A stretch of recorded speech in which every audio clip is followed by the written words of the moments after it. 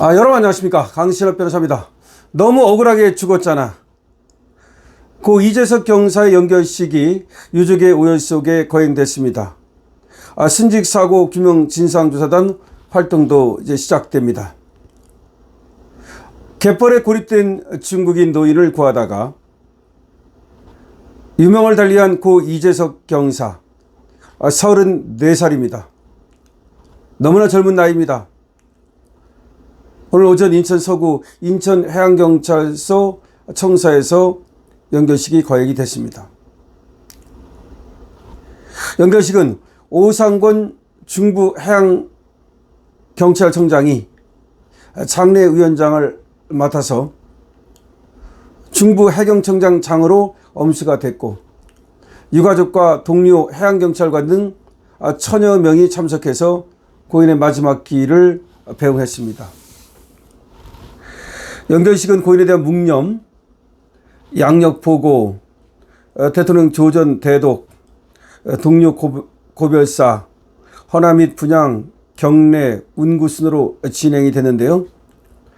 김대윤 경장은 고별사에서 사람들이 너를 영웅이라고 지켜 세우지만 어둠 속 바다에서 혼자 싸웠을 너의 모습이 떠올라 비통함을 감출 수 없다. 가족, 친구, 동료 모두를 비추는 별이 되어달라고 마지막 인사를 전했습니다. 가족과 친구와 동료 모두를 비추는 별이 되어달라. 유족들은 너무 억울하게 죽었잖아. 재석아를 연신 외치며 목 놓아 울면서 고인에게 헌화했습니다. 고인은 경장에서 경사로 1계급 특진했고 대한민국 옥조 근정 훈장을 추서받았습니다. 이 경사는 국립 서울현충원에 안장될 예정입니다. 해경은 이재석 경사의 순직 사고 원인을 규명하기 위한 진상조사단이 15일 오늘부터 활동을 시작한다고 밝혔습니다. 진상조사단은 외부 전문가 6명으로 구성이 되고 단장은 외부 인사가 맡는다고 합니다.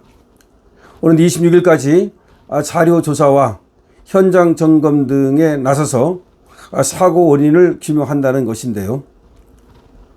진상조사단은 이 경사가 혼자 현장에 출동한 경위를 비롯해서 파출소의 추가 인력 투입과 상황실 보고가 늦어진 이유 등에 대해서 면밀히 조사할 방침이라고 밝히고 있습니다. 당시 인천해양경찰서 영웅파출소는 2인 출동이라는 내부 규정을 따르지 않은 것으로 드러났는데요. 해양경찰청 훈령인 파출소 및 출장소 운영규칙에는 순찰차는 불가피한 경우를 제외하고는 2명 이상 탑승을 원칙으로 한다고 되어 있습니다. 그러나 이 경사는 지난 11일 오전 2시 7분께 새벽이죠. 드론 순찰 업체로부터 갯벌에 사람이 앉아 있다는 연락을 받고 혼자 현장으로 출동을 했습니다. 당시 파출소 근무자는 모두 6명이었고 이 중 4명은 휴게 시간이었던 것으로 전해집니다. 다만 휴게 시간이라고 해도 출동할 때는 2명이 함께 움직여야 하고 당직자가 2명이었는데 이 경사 혼자 출동한 것은 문제가 있다는 것입니다. 또 이 경사가 오전 2시 44분께 A팀장에게 발목 정도 찰 정도로 물이 올라서 추가 인력이 필요할 것 같다고 보고했지만 물이 발목 정도 찼다 이 말이죠. 그래서 추가 인력이 필요할 것 같다고 보고를 했는데 영웅파출소 다른 직원들은 즉시 투입되지 않았습니다. 그때만 투입됐다 하더라도 이 경사의 목숨은 당연히 구할 수 있었던 거죠. 이후 2시 56분께 이 경사가 물이 허리까지 차오르고 있다고 말한 뒤 3시 6분께 무전이 끊겼고 3분 후 들어오는 업체가 지원 인력을 요청하자 그때서야 직원들이 현장에 출동했습니다. 이 시간을 보면요. 이 경사가 오전 2시 44분께 A팀장에게 보고를 합니다. 물이 발목 정도 차 올라서 추가 인력이 필요할 것 같다. 그러니까 지금 이미 물이 차기 시작했기 때문에 지금 제10대 그 노인을 구하러 가는 과정이죠. 근데 추가 인력이 필요할 것 같다고 보고를 합니다.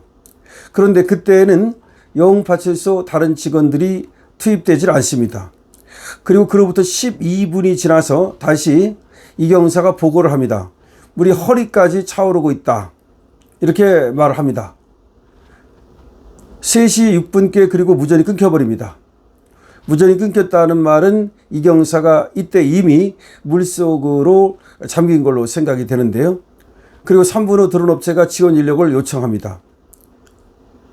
자, 오 청장은 연결식에서 발표한 의견문을 통해서 2인 1조 출동 원칙을 준수하지 못한 이유와 고인과 연락이 끊긴 뒤 신속한 대응을 못했는지, 그 이유는 무엇인지, 구조장비나 차기장비 보호는 왜 부족했는지 명백히 밝혀나가겠다. 고인의 헌신이 헛되지 않도록 철저하게 사고 경위를 조사하고 재발 방지토록 하겠다고 밝혔는데요. 진상조사단 조사 결과를 주기적으로 유가족 등에게 투명하게 공개하겠다. 상황 대응 수칙과 근무체계 등 규정 강화와 파출소 인력과 장비 운영 등 구조 역량을 보강하겠다라고 말을 했는데요. 이 경사는 지난 11일 오전 3시 30분께 인천 옹진군 영도 갯벌에서 조개류를 잡다가 밀물에 고립된 중국 국적의 70대 남성 B씨를 구조하다가 실종됐는데요. 그는 발을 다친 B씨에게 자신의 부력조끼를 벗어주고 순찰 장갑을 신겨준 뒤 함께 헤엄쳐 나오다 실종이 됐습니다.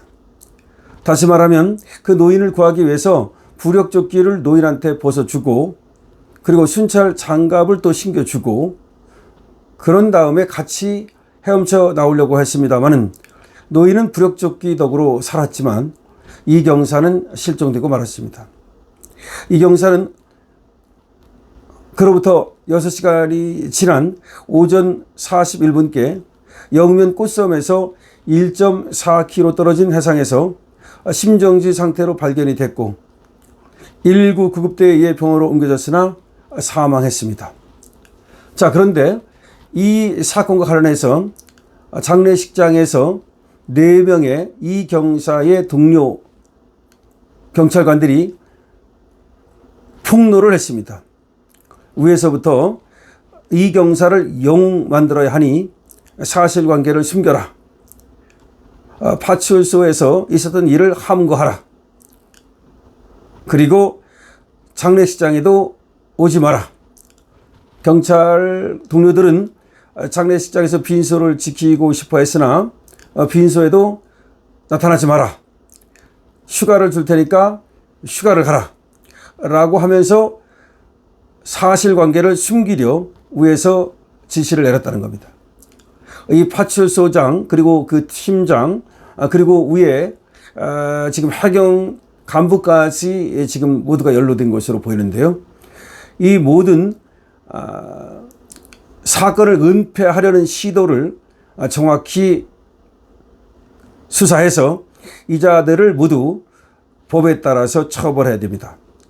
그러니까 이 경사가 혼자 출동하게 된 경위는 무엇인지, 왜 2인 1조로 움직여야 하는데도 불구하고, 그리고 휴게소에 휴게 시간이라고는 하지만 그 휴게실에 4명의 동료 경찰관들이 있었음에도 불구하고 즉시 투입되진 않은 이유는 무엇인지 모든 것을 밝혀야 됩니다.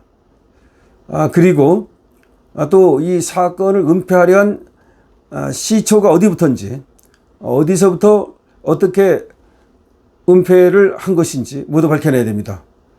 그리고 이거는 최상병 사건의 버금가는 그런 은폐 시도가 있었다고 볼 수 있고, 최상병의 희생보다도 어쩌면 더 그만큼이나 아쉬운 그런 희생이고, 얼마든지 그 목숨을 구할 수 있었던 희생이다라는 점에서 그야말로 최상병 특검이 필요하다면 역시 이재석 경사 특검도 필요하다라고 말할 수 있습니다.